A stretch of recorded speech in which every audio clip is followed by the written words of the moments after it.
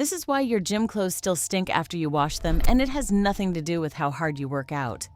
Right now, buried deep inside the fibers of your favorite workout shirt, there's an invisible colony of bacteria building a fortress, a literal biofilm. And every time you throw that shirt in the wash, most of those bacteria survive, hunker down, and wait for your next gym session to come roaring back to life. That fresh out of the dryer smell? It's a lie. The bacteria are still in there. And the moment your body heat warms up that fabric, they wake up and get right back to work producing the exact same funk you thought you just washed out.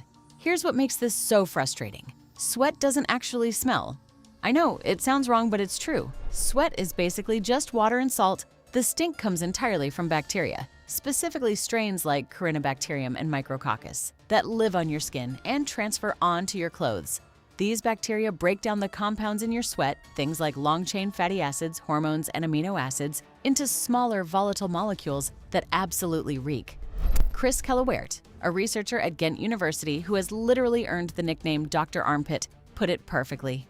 He said freshly secreted sweat has little odor because the long-chain fatty acids are too big to be volatile. Bacteria break these down into smelly, waftable-sized molecules.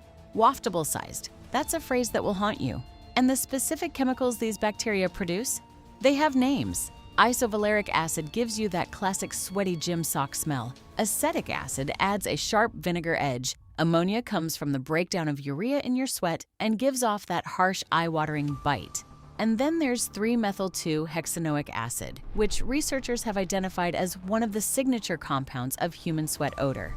These aren't vague smells. They're specific molecules produced by specific bacteria, and they cling to specific fabrics.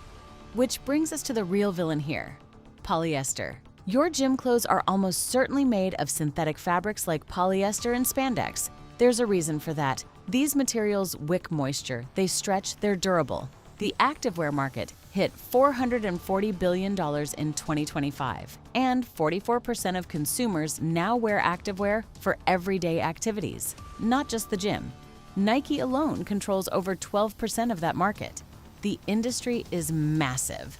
But here's the problem: nobody in that industry wants to talk about too loudly.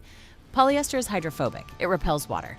That's what makes it great at wicking sweat away from your skin. But while it repels water, it absolutely loves oil.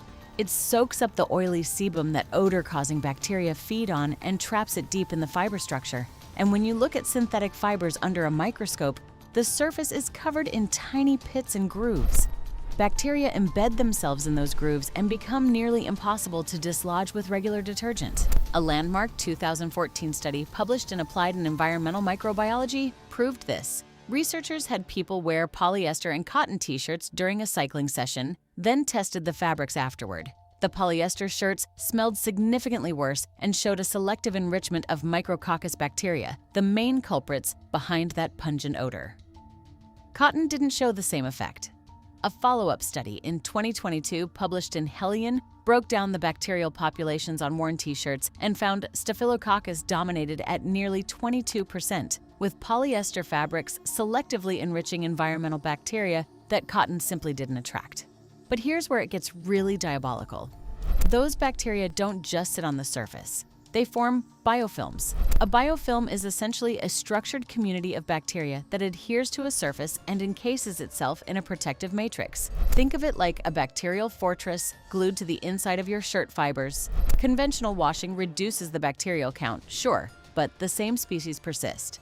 They survive the wash cycle, and upon repeated use, these biofilms accumulate, leading to what researchers describe as a permanent decline in textile quality. And it gets worse. Your washing machine is actually spreading the problem. Studies have shown that malodor-causing bacteria can transfer from one garment to another during a wash cycle. So your funky gym shirt is contaminating your other clothes. You're essentially running a bacterial distribution center in your laundry room. Now, you might think the solution is simple. Crank up the heat, use more detergent, add some fabric softener. Every single one of those instincts is wrong. Hot water can actually set odors and stains into synthetic fabrics, making them harder to remove. High dryer heat does the same thing, essentially baking bacteria permanently into the fibers. And fabric softener? Fabric softener coats fibers with a thin layer of waxy chemicals, on cotton that feels nice and soft. On polyester, it traps bacteria underneath the coating and accelerates the entire smell cycle. Fabric softener is the single biggest reason synthetic activewear becomes permanently unsalvageable. So what actually works?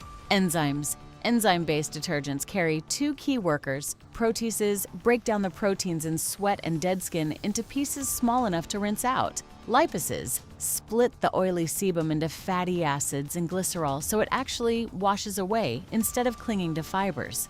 Recent research has shown that combined enzyme and detergent formulations achieved a statistically significant reduction in viable bacteria within biofilms on fabric. We're talking about actually dismantling the bacterial fortress, not just rinsing over the top of it. Here's your protocol. This is the step-by-step method backed by the actual science. First, turn your clothes inside out immediately after your workout. The bacteria and sweat residue are concentrated on the inside surface against your skin.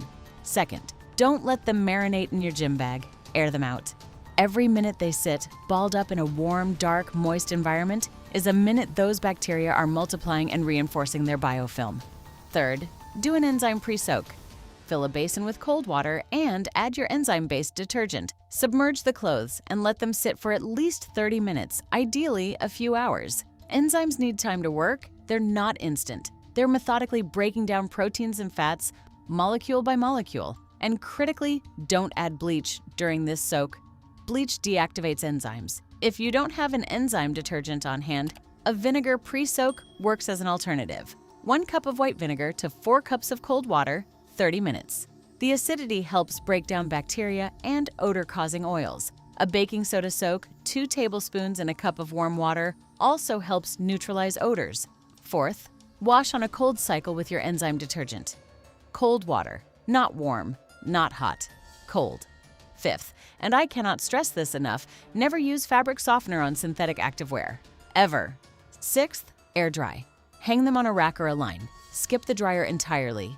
The combination of cold wash and air dry breaks the smell cycle within 2 to 3 washes. And if you're shopping for new workout gear, consider your fabric choice. Research has shown that nylon, while still synthetic, has a higher sorption capacity for odor compounds but releases them more readily when drying compared to polyester, meaning nylon fabrics tend to smell less intense over time. Cotton remains the least odor-prone option but obviously lacks the performance characteristics most people want.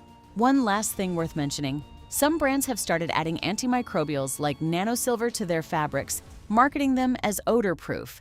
Dr. Nico Boone at Ghent University warns against this. Those chemicals eliminate bacteria indiscriminately, good and bad alike, which could potentially disrupt the skin microbiome and throw off immune function. It's a sledgehammer approach to a problem that really requires a scalpel.